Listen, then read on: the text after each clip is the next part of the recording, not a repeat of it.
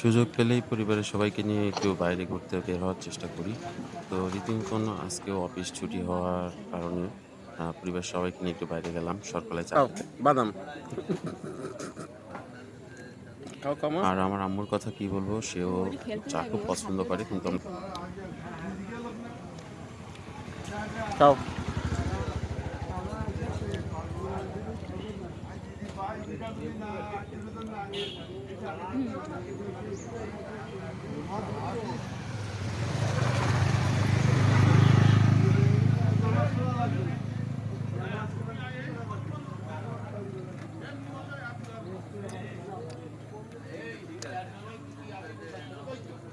তো কি একবারে খাবে?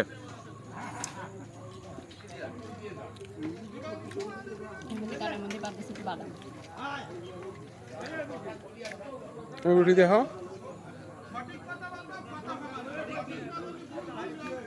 দিয়ে তো ধরো।